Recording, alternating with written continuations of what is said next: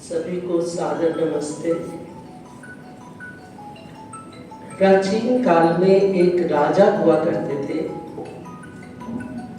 जो अपनी प्रजा का बहुत ध्यान रखते थे, उनकी हर सुख सुविधा का,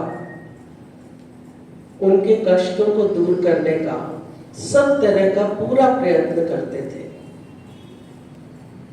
और उनकी एक विशेषता यह थी कि वो कभी किसी को मिलते नहीं थे।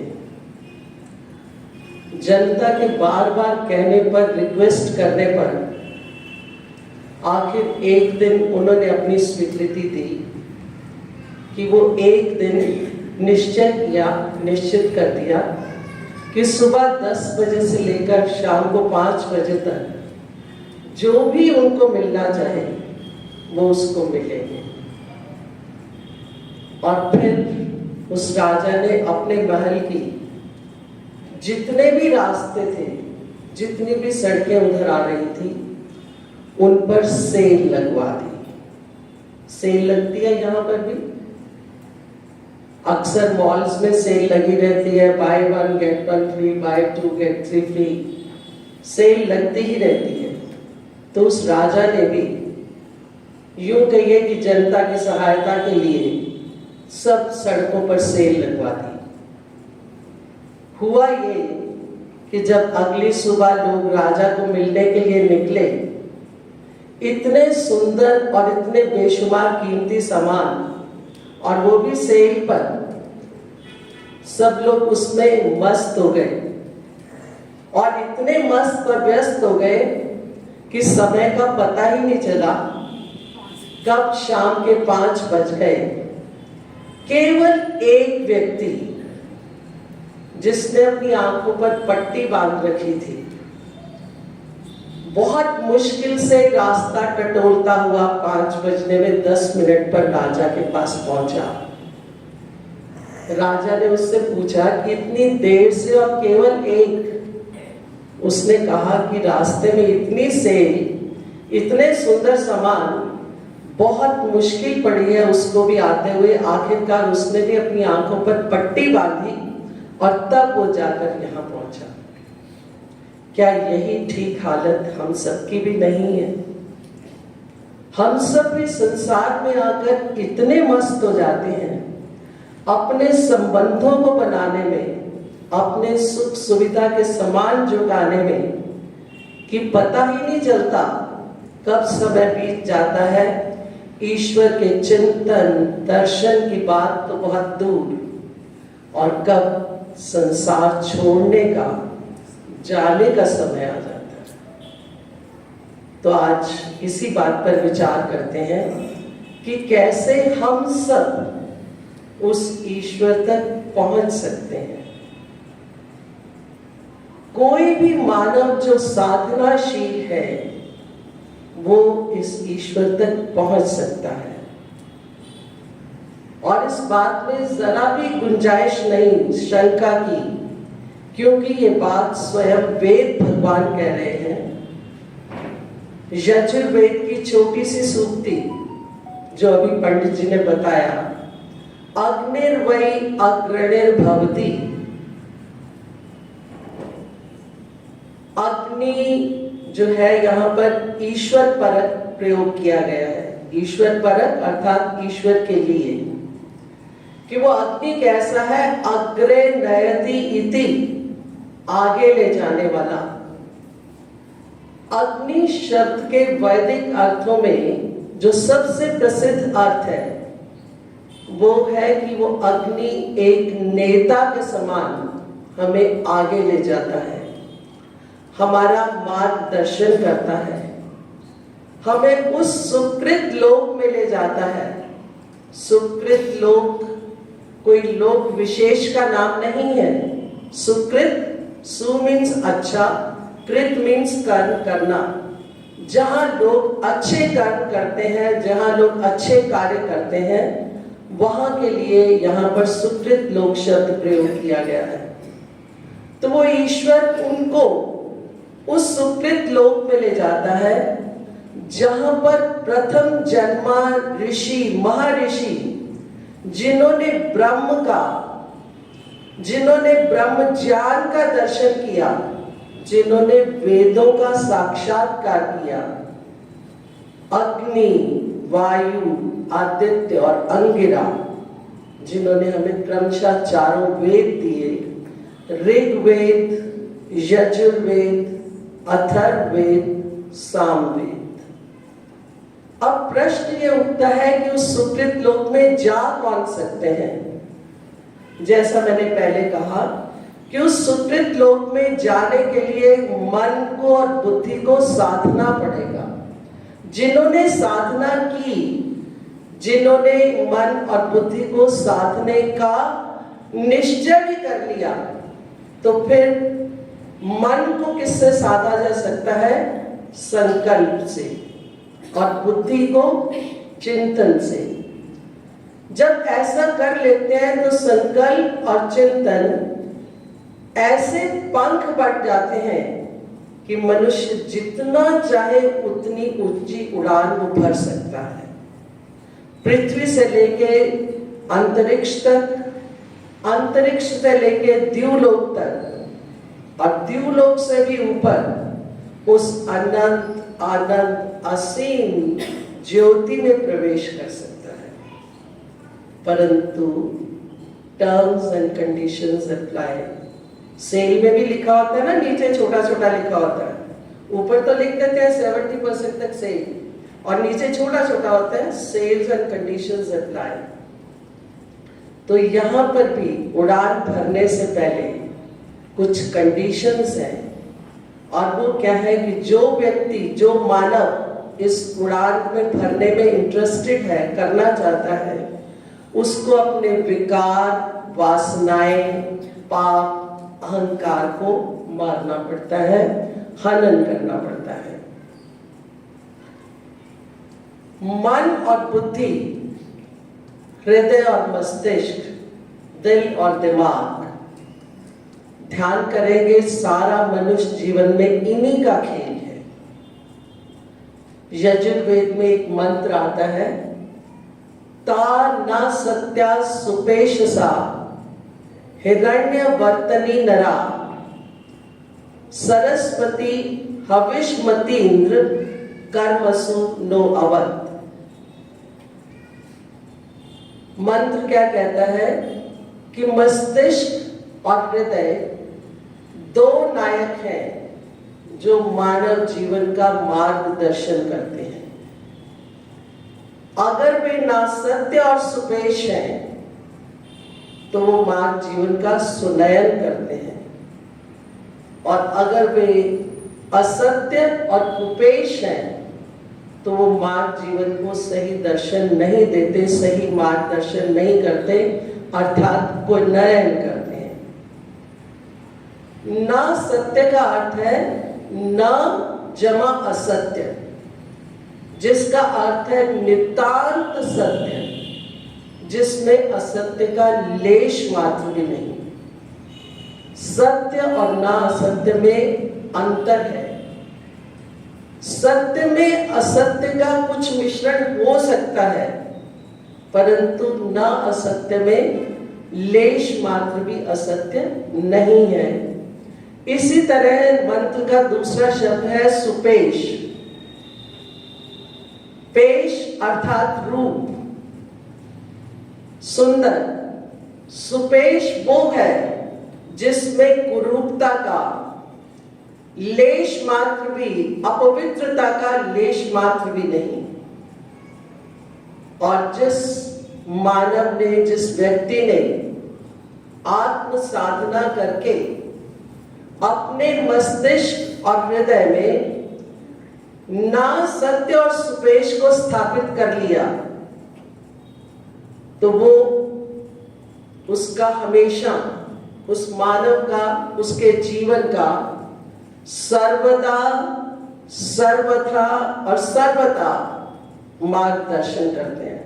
सर्वदा अर्थात सब कालों में, ऑलवेज, और सर्वदा पूर्ण रूप से, और सर्वदा हर प्रकार से, कि कहीं पर भी कोई कमी नहीं रहती। जिस व्यक्ति ने, जिस मानव ने अपने जीवन में सत्य और सुपेश अर्थात हृदय की पवित्रता, मानसिक पवित्रता, विचारों की पवित्रता धारण कर ली। भावनाएं कहाँ होती हैं? हृदय में क्या होता है? हृदय में भावनाएं, स्वर्णिम भावनाएं, सुभावनाएं, और मस्तिष्क में विचार। विचार कैसे? हविवत। मंत्र में आया सरस्वती हविष्मतीन्द्र। हविवत, हवि किसको कहते हैं? आहुति को। हम यज्ञ में आहुति देते हैं, हवि देते हैं, उत्तम सामग्री की आहुति देते हैं, रोग विनाशक चीजों की आहुति देते हैं, मिष्ट सुगंधित पदार्थों की आहुति देते हैं, ताकि उसकी सुगंध जो है वो दूर दूर तक फैले। ठीक इसी तरह जब हृदय की भावनाएं, सुभावनाएं बन जाती हैं, स्वर्णिम बन जाती हैं, और मस्तिष्क के विचार हविवत, हवन सामग्री की तरह सुगंधी में बन जाते हैं, तो वाणी कैसी हो जाती है? सत्य और सरस। और फिर वो क्या बन जाती है? सरस्वती। अर्थात हृदय और मस्तिष्क का बहुत गहरा संबंध है। हृदय का विषय है भावनाएं, और मस्तिष्क का विषय है ज्ञान। अकेला ज्ञान नहीं, भावनाओं के बिना ज्ञान अधूरा है, और अकेली भावनाएं भी नहीं। केवल भावनाएं होगी तो व्यक्ति क्या करता है? वो अंधविश्वास में, पाखंड में बह सकता है। पत्थर को ही ईश्वर मानकर, साकार मानकर उसकी पूजा कर सकता है, मूर्ति में प्राण प्रतिष्ठा कर सकता है।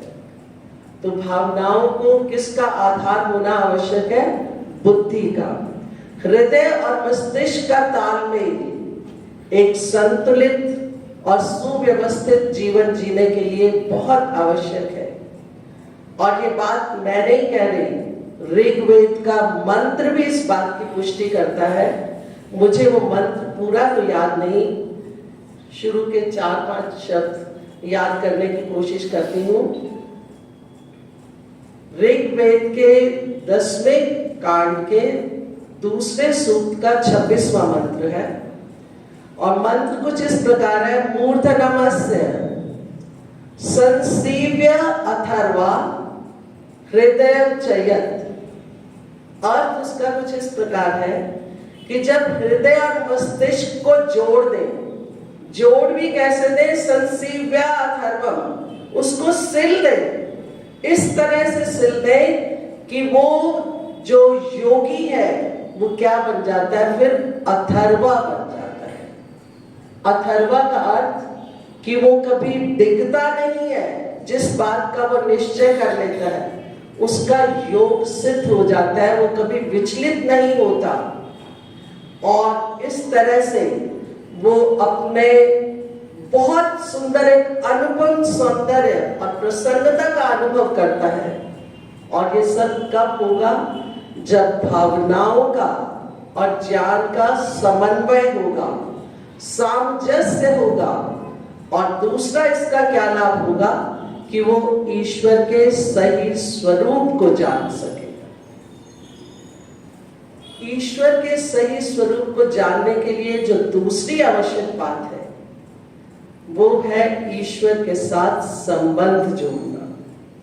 यही बात पिछले सप्ताह आचार्य योगेश जी ने कही थी कि हम ईश्वर के साथ संबंध जोड़ें, क्योंकि जब तक हम संबंध नहीं जोड़ते, हमने ईश्वर को देखा तो है नहीं।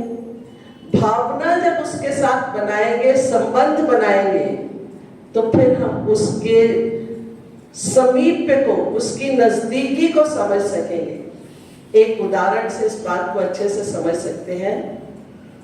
समाज का ही उदाहरण ले लेते हैं। समाज में कोई व्यक्ति पहली बार आता है, वो अपना परिचय देता है कि मेरा ये नाम है, यहां से मैं आया हूं। अगर बाय चांस वो हमारे शहर का हो तो फिर देखिए हमारे चेहरे पर जो खुशी। और जरा इससे और आगे बढ़कर वो अगर ये कह दे कि मैंने तो उस कॉलेज में पढ़ाई की थी और मैंने वहां पर जॉब की थी, और अगर हमने भी उसी कॉलेज से पढ़ाई की हो, हमने भी उसी डिपार्टमेंट में जॉब की हो, तो जो हमारे साथ कोई पास खड़ा हो या हमारे बच्चे, तो हम बुलाकर कहते हैं देखो बेटा इन्होंने भी वहीं से पढ़ाई की है। मुझे अरुणा को देखकर ये बात याद आ रही है कि जब मैं शुरू में समाज आई थी, मैंने ये समाज 2004 में ज्वाइन की थी, तो मेरी जो हमारी पोती है उसका मुंडन करवाना था। तो माता जी जो चले गए, जो गांव की प्रधाना थी, मैंने उनको घर पर बुलाया था मुंडन करवाने के लिए।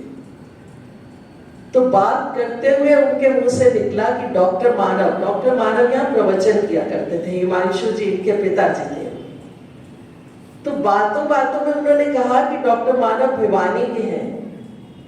आप मान नहीं सकते कि मुझे उस समय पर इतनी खुशी हुई, क्योंकि मेरी सारी जॉब भिवानी की कॉलेज की है। मैं डॉक्टर मानव को बिल्कुल सिर्फ यहीं पर देखा था, और मुझे तब ये तलब उठी कि कब इतवार आए और कब मैं डॉक्टर साहब को मिलूं और मैं बताऊं कि मैं भी भिवानी से हूं। और उस दिन के बाद जो हमारे रिलेशंस बने, आगे भी बता दूं, हिमांशु जी की पत्नी अरुणा बैठी है यहाँ, तो उन्होंने घर जाके कुछ बताया कि भिवानी की हर्ष चावला, तो Aruna has been my student, मेरे से वो पढ़ी हुई है। एनीवे, मैं बताना ये चाह रही हूँ कि वो जो संबंध उस दिन से लेके आज तक एक आत्मीयता का, एक घनिष्ठता का बना, कब बना, जब हमने भावनाओं के साथ संबंध जोड़ा। ऐसा ही उस दिन अनिता जी ने किया था। शैली यहाँ बैठी हुई थी, शैली वो बैठी, एक बच्चियां ये रेगुलर, खड़े हो जाओ बेटा, बहुत अच्छे से रेगुलर समाज में आती है। तो मैं इसको बुलाकर शाबाश दे रही थी, तो अनिता जी कहती है ये हमारे बिहार की है। उनको लगा कि ये तो अपनी बेटी है, ये एक अपनापन। तो जरूरत किस बात की है, मैंने ये उदाहरण केवल इसलिए दिए हैं कि जब इस तरह से हम ईश्वर के साथ संबंध बनाते हैं तो वो भी फिर हमें अपना लगता है। हम ईश्वर के साथ माँ बेटे का, पति पत्नी का, भाई बहन का, बंधु का, सखा का संबंध बना सकते हैं।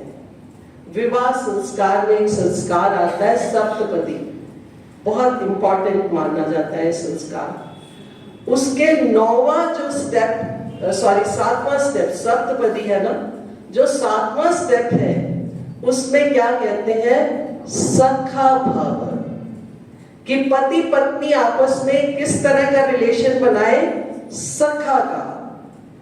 क्योंकि माता और पिता के संबंध में, भाई और बहन के संबंध में एक कभी कभी इस तरह की बात भी आती है कि हम अपने कोई सीक्रेट्स उनके साथ भी शेयर नहीं कर पाते, यहाँ तक कि अपनी माँ के साथ भी नहीं, अपने पिता के साथ भी नहीं, भाई बहन के साथ भी नहीं।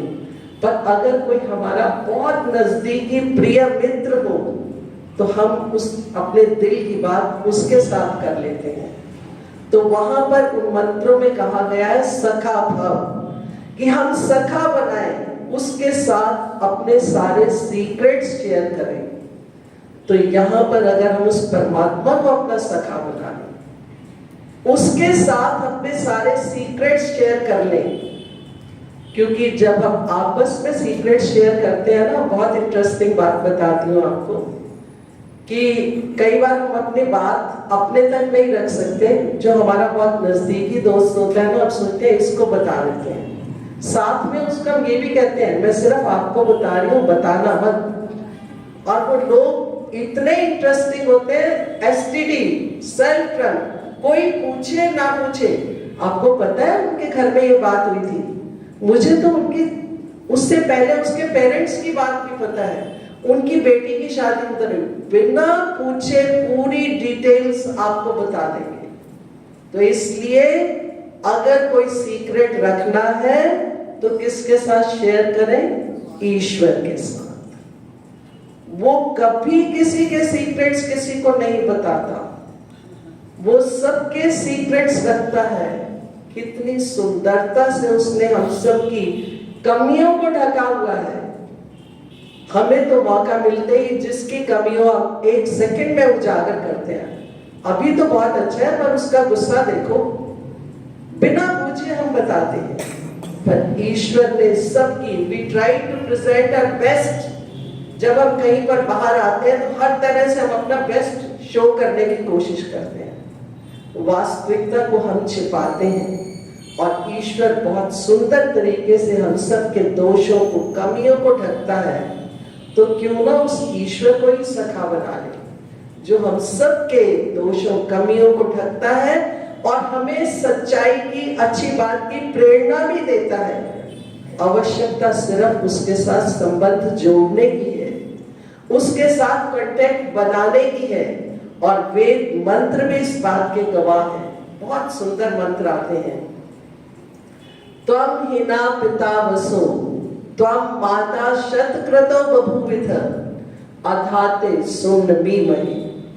कि वो परमात्मा कैसा, वही पिता है, शतक्रतो बभूविथ, शतक्रतो, और उसके साथ विशेषण जोड़ दिया कि वो माता कैसी है, शतक्रतो, सैकड़ों काम हमारे परमात्मा वो करता है। इसी तरह का एक और मंत्र ऋग्वेद में भी है, जिसमें हम कहते हैं ओम सखेत इंद्रवा, इंद्र को, ईश्वर को क्या बना लो, सखा। सखेत इंद्रवा जिलो माँ भेम शंसस्पति, माँ भेम, हम कभी भी मत डरे, भगवान को कहते हैं। और वो कैसा है, शंसस्पति, महाशक्तियों वाला, सबसे अधिक शक्तिशाली वो परमात्मा है, उसको प्रणाम करें। त्वामपि प्रणो नमो जेतारम अपराजितम। और वो परमात्मा कैसा है, वो जेता है, अपराजित रहता है, उसको कोई पराजित भी नहीं कर सकता। कितने सुंदर भाव है मंत्रों के। पर कब बनेंगे, जब हम उसके साथ अपनी भावनाओं से कुछ संबंध जोड़ेंगे। तो ईश्वर के साथ संबंध जोड़ना, और वो भी किसके द्वारा, भावनाओं के। केवल ज्ञान रूखा बना जाता है, कोरा बना जाता है। तो भावनाओं और ज्ञान का सुंदर सामंजस्य करने पर जीवन में एक सुंदरता आती है, एक माधुर्य आता है। मुझे वेद मंत्रों से कुछ ज्यादा ही लगाव है, मुझे मंत्र याद आ जाते हैं कि माधुर्य से मुझे ध्यान आया, शायद ऋग्वेद का ही मंत्र है, मुझे पक्का नहीं याद अभी इस समय। मधुमन में निक्रमणम मधुमन में परायणम वाचा वदामि मधुमन भूयासम मधु सदृशा। कि जब वो माधुर्य आता है तो उस व्यक्ति का व्यक्तित्व ऐसा बन जाता है कि उसका आना भी मधुकर रखता है। मधुमन में निक्रमणम मधुमन में परायणम, उसका प्रयाण यहाँ से जाना भी मधुकर लगता है। वो अपनी कुछ ऐसी मीठे यादें, अपने मीठे जो अनुभव देकर जाता है। और वो कहते हैं वाचा वदामि मधुमन, भाषा में भी हम इतना माधुर्य ले आए कि सब कुछ मधु सदृश बन जाए। इसके बाद आप लोग थके तो नहीं ना अभी, क्योंकि 11:15 बजे, खाना तो आना है लेट, तो इसलिए और बातें बहुत अच्छी अच्छी है जो शायद पहले मैंने भी नहीं इतनी समझी थी। अभी मतलब बात करते हुए बताती हूँ कि जीवन को सुंदर बनाने के लिए और किसकी आवश्यकता है? यम नियमों के पालन की। सच पूछो, बिल्कुल सच्चाई ईमानदारी से बता रही हूँ कि बहुत पहले तक मैं भी समझती थी कि यम नियम बस इतना ही होता है कि मुझे याद होने चाहिए, अहिंसा, सत्य, अस्तेय, ब्रह्मचर्य, अपरिग्रह, शौच, संतोष, तप, स्वाध्याय, ईश्वर प्रणिधान।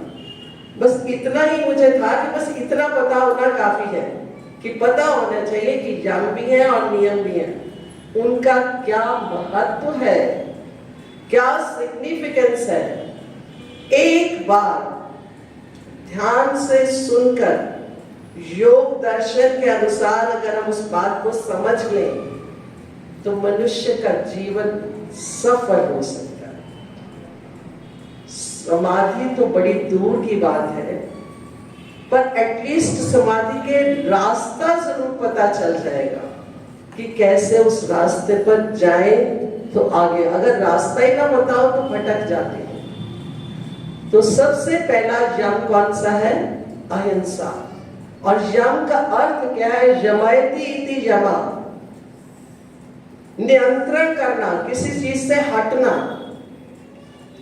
तो इन 3 यम में पहले तो अ लगा दिया, अहिंसा, सत्य, अस्तेय और अपरिग्रह, इन 3 में अ लगा हुआ है। अ लगने से मना हो जाता है ना कि हिंसा ना करना। प्राय हम अहिंसा का अर्थ क्या लेते हैं? हिंसा ना करना। और हम सब लोग सोचते भी यही है कि हम तो कोई हिंसा करते नहीं, हम किसी को मारते नहीं, किसी पे हाथ नहीं उठाते, तो हम तो हिंसा करते नहीं। किसी को ना मारना अहिंसा है, ऐसा कोई भी बात योग दर्शन में नहीं लिखी हुई। व्यास जी के अनुसार किसी के लिए हानि की भावना भी ना रखना। इतना ही नहीं कि भावना ही नहीं, साथ में विशेषण और जोड़ दिए, सर्वदा, सर्वथा, सर्वभूतानां, और आगे जाति, देश, काल और समय। वहां पर तो शब्द है कुछ अपिना अद्रो, कुछ इस तरह से है, मुझे पूरा वो याद नहीं, मैंने तो उसका अर्थ जो था वो जान लिया कि किसी के लिए दिल में हानि की भावना भी ना रखना। करना तो दूर की बात है, बहुत दूर की, सोचो भी नहीं।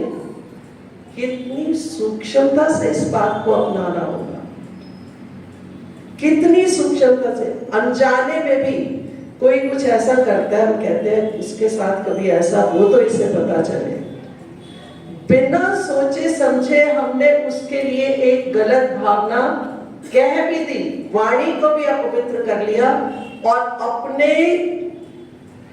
जिसको कहते हैं ना चित्त पर भी एक मैल डाल दी, उस पर भी एक गलत भावना का। और आज मैं सुबह सुन रही थी, उस बात से मुझे और भी ज्यादा, क्योंकि जब सूक्ष्मता से चीजें ध्यान से सुनते हैं तो थोड़ी ज्यादा वो बात आती है कि जब हम कोई अनजाने में भी ऐसी बात कह देते हैं वो हमने अपना अज्ञान बनाया। अगर हमने गलत बात की, जैसे ये कह दिया कि अगर इस पर भी कभी ऐसा हो, तो ये हमने अज्ञानवश कही, और अगर हमें इस बात का ध्यान नहीं आया, हम आगे भी ये बात कहेंगे, तो हमने अपने अज्ञान के संस्कार को पक्का कर लिया। बहुत सूक्ष्मता से सोचने की जरूरत है। जो लोग सुनकर समझ लेंगे, मैं उनमें से अपने आप को पहले नंबर पर रख रही हूँ। मैं जब भी कोई बात कहती हूँ, शेयर करती हूँ, इसलिए ताकि मुझे पक्का हो जाए कि मुझे इस तरह से करना है। तो हम जब उस संस्कार को और पक्का कर लेते हैं, तो हम चित्त पर और मैल की परत चढ़ाते जाते हैं। और चित्त कैसा होना चाहिए? दर्पण की तरह स्वच्छ, तभी तो उसमें हम अपने आप को देख पाएंगे। यहाँ पर एक शेर मुझे याद आया कि ताउम्र हम गलती करते रहे, ताउम्र सारी उम्र हम गलती करते रहे, धूल चेहरे पे थी और हम आईना साफ कर रहे। अपने ऊपर धूल, हमने सोचा कि आईना चेहरे, वो दर्पण पर, शीशे पर धूल है। तो हम ध्यान रखें, कोई भी बात अनजाने में भी गलत ना सोचें। पहले सोचते हैं, फिर कहते हैं और फिर करते हैं। तो यहां पर अहिंसा, अहिंसा शेष जो 4 यम है और जो नियम है, उन सब में प्रमुख है। या ऐसा अगर कहें कि अहिंसा का पालन इसलिए बाकी यम नियम का पालन किया जाए ताकि अहिंसा का भी प्रयोजन सिद्ध हो। कई बार हम बोलते तो कुछ नहीं, अंदर ही अंदर कुढ़ते रहते हैं, वो भी हिंसा है। स्वयं के प्रति हिंसा है, और वो केवल हिंसा ही नहीं है, वो चोरी भी है। हम ऊपर से तो दिखावा कर रहे हैं कि हमें बुरा नहीं लगा, हम स्माइल दे रहे हैं, तो चोरी कर रहे हैं, झूठ भी बोल रहे हैं। सूक्ष्मता से देखें कि किस तरह से एक इस तरह से करने से 3 यमों का हमने पालन नहीं किया। और अगर अज्ञानवश हम ये करते गए तो संस्कार और बढ़ जाएंगे, और संस्कार तो जन्मों जन्मों तक चलते हैं। उन्हीं संस्कारों से ही तो उनको परिवर्तित करने के लिए, उनसे छुटकारा पाने के लिए तो हमें ये मनुष्य जीवन मिला है।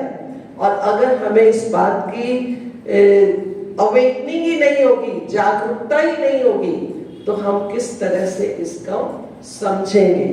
तो अहिंसा में बहुत सूक्ष्मता से, और आगे क्या कहा था? सर्वदा सर्वथा किसी भी काल में नहीं, पूर्ण रूप से नहीं, और सर्वभूतानां, भूत कहते हैं प्राणी को, सब प्राणियों के प्रति। चलते चलते हम क्या है, छोटे होते तो किया ही हुआ है, अभी भी कई बार डॉग अगर दिख गया तो छोटा सा कंकर पत्थर तो मार ही देते हैं, या कैट, या कोई भी और जानवर, या कुछ भी ऐसे ही शौकिया। तो उस तरह से क्या है कि सब तरह से और सब प्राणियों के साथ। आगे कहा जाति, कोई भी जाति हो जीव की, केवल मनुष्य नहीं, कोई भी जाति हो, कोई भी देश, कोई भी स्थान हो, कोई भी काल हो, और कोई भी समय, उन्होंने दोबारा कहा वहां पर कुछ नियम है समय के लिए। जैसे कई लोग ये कह देते हैं कि जो मैं मछली को तो मारूंगा, क्योंकि वो मछली का ही वो करते हैं ना, मछली को तो मारूंगा, औरों को नहीं मारूंगा, तो हिंसा तो हो गई। वो कहते हैं किसी भी प्राणी के प्रति नहीं, इतनी सूक्ष्मता से, इतनी फाइनली जब हम सोचेंगे, तब एटलीस्ट हम उस रास्ते पर चलना तो शुरू करेंगे, पूर्ण रूप से तो बहुत दूर। तो इस तरह से जब हम अहिंसा के बारे में जानेंगे, तो अहिंसा तभी सिद्ध होगी जब हम शेष सब नियमों का और इन व्रतों का भी पालन करते हैं। और अहिंसा या जो हमारे 5 हैं, इनको तो योग दर्शन में व्रत नहीं, महाव्रत कहा गया है। तो महाव्रतों का पालन करना है। और दूसरा कौन सा है? सत्य। सत्य हम अक्सर क्या अर्थ लेते हैं कि झूठ नहीं बोलना। झूठ बोलना जो है वो गलत है, सत्य बोलना है। सत्य बोलना योग दर्शन की परिभाषा के अनुसार बहुत कठिन है। कैसे कठिन है? वो कहते हैं कि अगर आपने सत्य बोला और उससे किसी का अहित हो गया तो वो सत्य नहीं माना जाएगा। हम लोग कई बार कहते हैं ना कि सच्ची बात थी, मैंने तो कह दी, उनको बुरा लगा तो मैं क्या कर सकते हूँ। तो वो कहते हैं कि सत्य बोलो, प्रियम वन, मीठा प्रिय होना चाहिए, अप्रियम वन नहीं। केवल इतना ही नहीं, उसमें दूसरे का हित भी हो, भलाई भी हो। इतना सारा कुछ सोचकर कि झूठ बोलने से मौन रहना भला, पर मौन रहने से सत्य। कई बार कुछ ऐसा होता है, हम कहते हैं कि नहीं हम झूठ नहीं बोलते, तो चलो हम चुप ही कर जाते हैं, मौन रह जाते हैं। तो वो कहते हैं कि मौन रहने से सत्य बेहतर है। तो जरा सोच के देखें कि कहां पर कैसे बोलेंगे, किस तरह से सत्य को सही अर्थों में अपने जीवन में लाएंगे। मैं फिर यही बात दोहराऊंगी कि मैं बार बार इसलिए ये बात कह रही हूं कि हम इन बातों को गहराई से सोचकर इस रास्ते पर चलना शुरू कर लें। अहिंसा, सत्य, अस्तेय। अस्तेय का अर्थ चोरी ना करना, स्तेय होता है चोरी। तो वहां पर सीधी सादी भाषा में लिखा है कि जो कुछ भी शास्त्रों के विरुद्ध है वो चोरी है। हमारी सीधी सादी भाषा में तो यही होता है कि किसी की चीज किसी से बिना पूछे प्रयोग करना चोरी है। ये तो बहुत छोटी सी बात है। किसी का समय ले लेना, उसको कहीं जाना है, हमने कोई बात कर ली, ये भी चोरी है। मैं टीचिंग में ही नहीं हूं, मैंने कॉलेज में ही पढ़ाया है। 45-50 मिनट्स का पीरियड हुआ करता है अक्सर, आजकल बड़े जगह पर 1 घंटे के भी होते हैं। टीचर्स कई बार क्या करते हैं कि बेल हुई, उस टाइम पर वो चलना शुरू करते हैं, बीच में कोई और कलीग मिल गई, उसकी बात कर ली, इधर उधर। क्लासरूम तक पहुंचते पहुंचते 5-7 मिनट, कई बार 10 मिनट भी लग जाते हैं। ये जो 10 मिनट हमने बच्चों के वेस्ट किए, ये किस में आएगा? ये चोरी में आएगा। ये झूठ में भी आएगा कि हम झूठ कहेंगे कि हमने अपना पूरा पीरियड पढ़ाया, जबकि हमने वो पूरा पीरियड नहीं पढ़ाया। कहना नहीं चाहिए जो सुना है मुझे वास्तविकता नहीं पता, कि गांव में जो स्कूल टीचर्स होते हैं वो कई कई महीने तक ड्यूटी पर ही नहीं जाते और अपनी पूरी सैलरी ले रहे हैं। तो ये किसके अंतर्गत आएगा? हम बेहतर है अपने आप ही झांक कर देख लें। इस तरह से कोई भी जो हमारी ड्यूटी बनती है, बहुत इंटरेस्टिंग बात आपको बताऊं, 2-3 दिन की बात है, क्योंकि आजकल मैं यही कर रही थी, हवन कर रही थी। मुझे जो होता है मंत्रों के अर्थ का शौक रहता है, जो सूर्यो ज्योतिर्ज्योति स्वाहा सूर्यो वर्चो ज्योति, इसके अर्थ मुझे अभी तक इतने अपीलिंग नहीं लगे कि मैं आहुति देते हुए उन अर्थों के साथ साथ आहुति दे लूं। तो मैं उन 2-3 मंत्रों के अर्थ ना सोचकर मैं सोच रही थी कि हवन से उठ के मुझे क्या करना है। मेरा ध्यान अगली पे चला गया बात पर। यज्ञ के बाद मैंने अपने आप में झांकने की कोशिश की, तो मैंने कहा ये मैंने हिंसा भी की अपने साथ, जो बात सोचनी थी वो नहीं सोची, झूठ भी किया, चोरी भी की। आज तक मुझे ये बात कभी भी ध्यान में नहीं आई थी। कॉलेज जाते हुए तो जब मैंने हवन करना होता था, ईमानदारी से बता रही हूँ, आहुति तो देती थी, ध्यान में यही होता था कितने मिनट और लगाने हैं, मुझे फिर तैयार होकर कॉलेज भी पहुंचना है।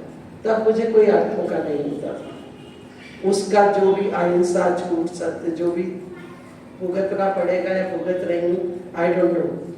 पर अगर हम इस सूक्ष्मता से सोचना शुरू कर लें तो सारे काम सुचारू रूप से हो सकते हैं। तो यहां पर आ गया अस्तेय, उसके बाद है ब्रह्मचर्य। ब्रह्म के आदेशों का, ईश्वर के ज्ञान का, उनकी आज्ञाओं का पालन करना, उन पर आचरण करना, ब्रह्मचर्य आचरण करना। अच्छा तो यही है कि हम ईमानदारी से जो भी उसकी आज्ञाएं हैं उसका पालन करें। ईश्वर न्याय प्रिय है, हम भी न्याय करें। ईश्वर हितैषी है, हम भी दूसरों का हित सोचें, बहुत सावधानी से ये काम करें। और उससे अगला आता है अपरिग्रह। परिग्रह इकट्ठा करना, परि कहते हैं चारों तरफ से, ग्रह करना इकट्ठा, ग्रहण करना। हम लोग तो लगे हुए हैं चीजें इकट्ठी करने, चाहिए या नहीं चाहिए, सेल लगी है, सब लोग अपने अपने अंदर हम लोग झांक कर देख रहे हैं, चाहे वो कपड़े हैं, चाहे शूज है, चाहे घर का सामान है, रखने की जगह हो या ना हो, कपड़े पड़े पड़े उनकी जो तय होती है ना, जो फोल्ड किया हुआ होता है, वहां पर निशान पड़ जाते हैं, इतने पक्के निशान कि फिर वो ड्रेस डालने लायक भी नहीं रहती है, और वो ऐसे की ऐसे देते भी नहीं है। हम ये सोचकर इतने शौक से इतनी दूर जाकर इतनी अच्छे ढूंढ ढूंढ के तो ये ड्रेस खरीदी थी, अब किसी को कैसे दे दूं। और नाजायज ना जाने कितना, इसमें 4 दोष बताए हैं उन्होंने। पहला उसका बताया है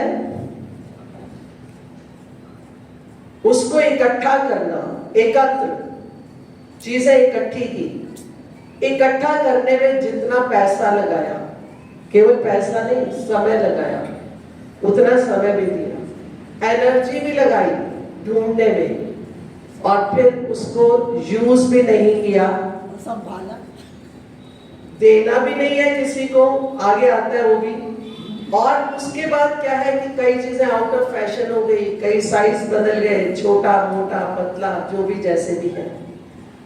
दूसरा जो है रक्षण, पहला है अर्जन, जो उन्होंने शुद्ध मुझे इकट्ठा, अर्जन होता है इकट्ठा करना, और दूसरा है रक्षण, उसकी रक्षा, उसकी मेंटेनेंस नहीं की, और अगर करते हैं तो कितना टाइम वेस्ट, खोल के अपना बॉक्स या अलमीरा, कपड़ों के फोल्ड चेंज करने, उसको हवा लगवानी, कितने कितने साल बीत जाते हैं। वो पड़ी हुई है ड्रेसेस, याद भी नहीं होती कब खरीदी थी, एक दिन खोलकर देखते हैं तो लगता है मानो लॉटरी निकल गई, ये तो और 3 ड्रेसेस निकल आई। और ड्रेसेस नहीं, बर्तन भी, कोई भी चीज आजकल जितनी बच्चों के लिए ले, अपने लिए ले, और मैं आपको नहीं, मैं भी उन्हीं में से एक हूँ, हम सब लोग यही करते हैं। तो रक्षण पर कितना टाइम, कितनी एनर्जी, कितना पैसा वेस्ट होता है, उस सब का भोग भुगतना पड़ेगा। अर्जन, रक्षण, और तीसरा है संग दोष। संग मीन्स अटैचमेंट, जो मैं कह रही थी कि कुछ चीजों के साथ हम इतने अटैच हो जाते हैं। आजकल ड्रेसेस तो छोड़िए, प्रॉपर्टी पे कितना इन्वेस्ट, फ्लैट्स ले लेकर रखे हुए हैं, वहां दीमक लग गई, खाए गए, खत्म हो गए, पर पड़े हैं, नहीं है। तो अटैचमेंट, ये तो हमारे बाप दादा की प्रॉपर्टी है, ऐसे कैसे दे दें, वेस्ट जा रही है। कुछ लोग ऐसे हैं जिनके पास रहने के लिए जगह भी नहीं है, पर हम उनको अपना मकान खोलकर तो नहीं देते कि वो रहने। तो ये क्या है, तीसरा संग दोष, और चौथा है हिंसा। कोई भी चीज जो बनती है, जो भी कुछ करते हैं, उसमें से कुछ न कुछ जीवों की भी, मनुष्यों की भी हिंसा होती है। कोई भी काम, ये छोटा सा ये दुपट्टा ही ले लीजिए, या इवन हैंकी, टिश्यू ही ले लीजिए, किसी एक व्यक्ति की मेहनत से तो नहीं बना, कितने लोगों का इसमें जो है योगदान है। और कईयों ने अपनी बीमारी की हालत में भी काम किया होगा, क्योंकि उनको रोजी चाहिए थी, उन्होंने अपने साथ हिंसा की, उस हिंसा के भागीदार हम भी बन रहे हैं। चीजें इकट्ठी करके रख ली, और उसमें कई जीवों की, जो कई तो ऐसे हैं कि वो जिनसे हम बच ही नहीं सकते, जैसे किसान खेत में हल चलाता है, इंसेक्ट्स कई मर जाते हैं, वो तो हम वी कांट हेल्प इट, उसका तो जो होगा होगा। सिर्फ 5वां बताया हुआ यज्ञ, जो भाई वैश्वदेव यज्ञ है, कि और जीवों की जो है हम उनको खाना दें, कुछ इस तरह से करें तो कुछ हम उसकी कमी पूर्ति कर सकते हैं। तो इस तरह से जो हिंसा दोष है, इतनी चीजें जब बन रही हैं उसमें कितनी हिंसा हो रही है, इस सब के भागीदार भी हम बनते हैं। तो ये इतने दोष हैं, अगर हम इन सब दोषों से बचना चाहते हैं तो हमें इन यमों का बहुत सावधानी से और बहुत अच्छे से पालन करना होगा। 12 बज चुके हैं, कुछ लोगों को नींद भी आ रही है और कुछ लोग ध्यान से भी सुन रहे हैं। नियमों के बारे में थोड़ा सा बता देती हूँ। शौच, संतोष, तप, स्वाध्याय और ईश्वर प्रणिधान। शौच में पवित्रता के लिए है, शारीरिक पवित्रता वो तो हम करते ही हैं, स्नान भी करते हैं, अच्छी ड्रेसेस भी डाल लेते हैं। इससे भी ज्यादा कठिन जो पवित्रता है वो है मन की, मानसिक आंतरिक पवित्रता। और वो कैसे होगी? किसी के लिए कोई भी गलत बात मत सोचना, सबके लिए और कुछ नहीं कर सकते तो एटलीस्ट किसी का बुरा तो ना सोचें, शुद्ध भावना। और साथ साथ इसमें भोजन के लिए भी आता है कि भोजन भी ऐसा करें जो स्वास्थ्य के लिए अच्छा हो, मन के लिए अच्छा हो, बुद्धि के लिए अच्छा हो। जैसे नशीले पदार्थ है, ड्रिंक्स, उससे बुद्धि काम करना बंद कर देती है, तो शौच के अंतर्गत वो भी आता है। संतोष, संतोष है कि जितने हमारे मीन्स हैं, साधन है, उसके अनुसार अपनी आवश्यकताओं को पूरा करना और उसमें संतुष्ट भी रहे। अगर हम उसके बाद दिल में दुखी होते रहते हैं तो वो दुखी होना क्या हो जाएगा? हिंसा भी हो जाएगी, झूठ चोरी। बारीकी से अगर हम सोचें, पर कभी भी संतोष को आलस्य के साथ नहीं जोड़ सकते। हमें अपने साधनों की बढ़ाने की पूरी स्वतंत्रता है, जितना चाहे अपने सामर्थ्य के अनुसार, अपने मीन्स के अनुसार हम अपने साधन बढ़ा सकते हैं, पर उनके बढ़ाने में कोई भी गलत तरीका प्रयोग ना करें और फिर हम अपने सामर्थ्य को बढ़ाएं और इस भावना के साथ कि हम उससे संतुष्ट रहें। संतोष, मैं तो सोचती हूँ टोटल ब्लिस के बाद दूसरे नंबर पर अगर ये है तो यही है कंटेंटमेंट, संतोष, कि जितना है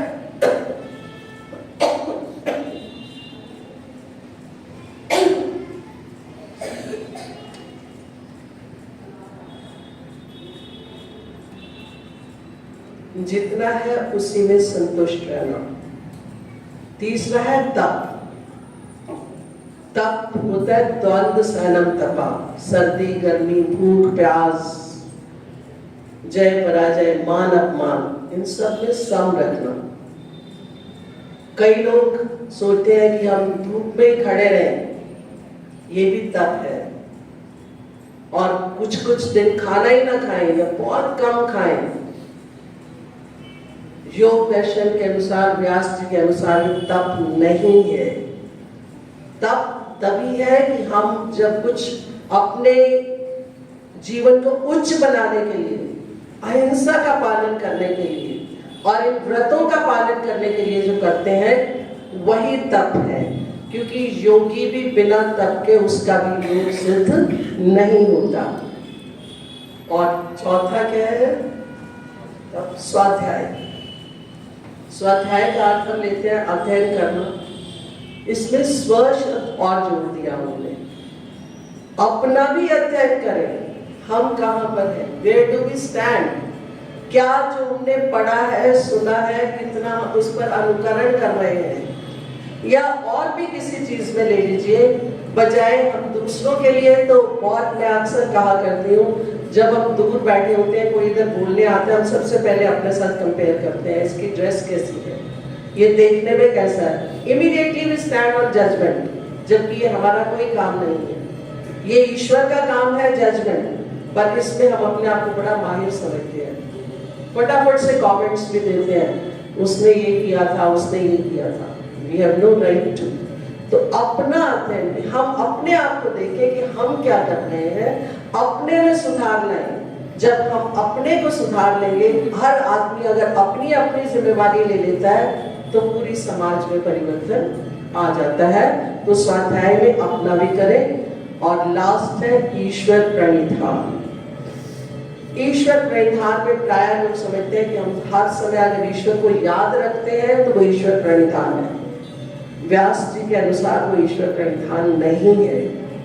ईश्वर प्रणिधान तब है जब हम ईश्वर के बताए नियमों के अनुसार अपने कर्म करते हैं, तब वो आता है ईश्वर प्रणिधान में।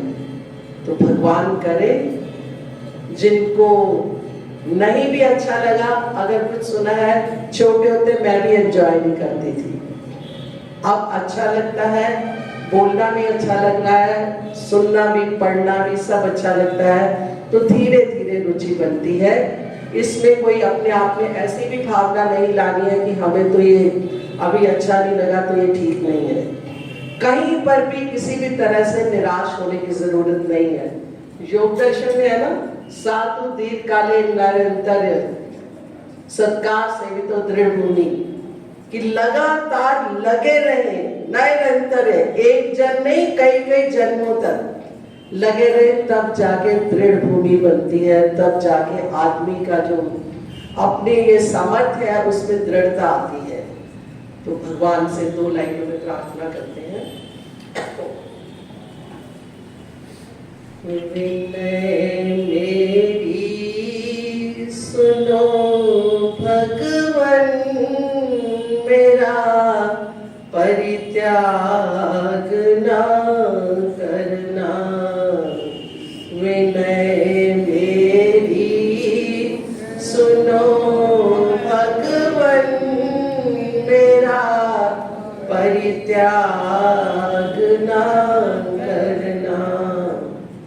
शरण अपनी में रख लेना, मेरा परित्याग ना करना।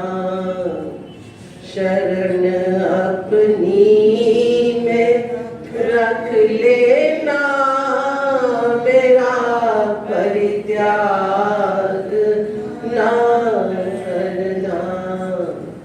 विनय मेरी सुनो भगवन, मेरा परित्याग ना करना। सबका बहुत बहुत धन्यवाद। आपने अच्छे से सुना, उसके लिए आप सबका बहुत बहुत धन्यवाद करती हूँ। हाँ जी, मैं तो बहुत बोल नहीं पाऊंगी, आप लोगों से जरूर प्लीज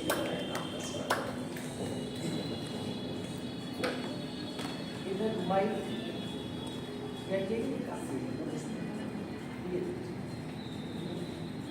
सारी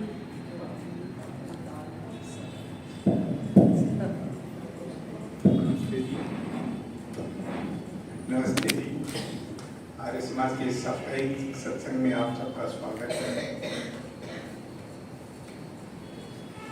कल मैं एक वीडियो सुन रहा था, स्वामी विश्वम्भर जी का था। वो बता रहे थे कि एक श्रेष्ठ होता है, एक श्रेष्ठतर होता है, एक श्रेष्ठतम होता है। तो जब हम आर्य समाज में आते हैं, पहले हवन करते हैं, ये हम एक श्रेष्ठ कर्म कर रहे हैं।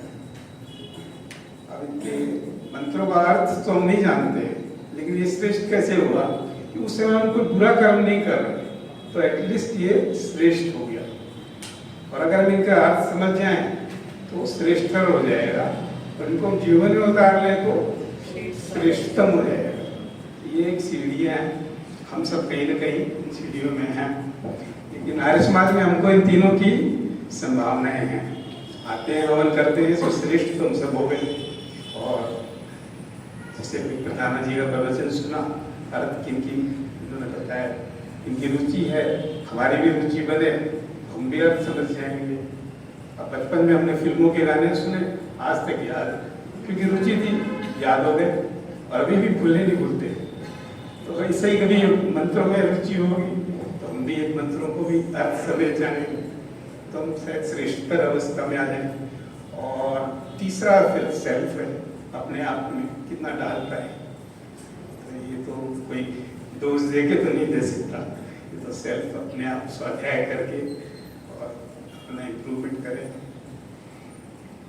प्रधान जी का बहुत बहुत धन्यवाद। उन्होंने इतनी अच्छे ढंग से हमें कविता, कहानी, रचना, सब बताया और रुचिकर ढंग से बताया। सबको अच्छा ही लगा। धन्यवाद आपका। इन्होंने एक ही शब्द में कह दिया।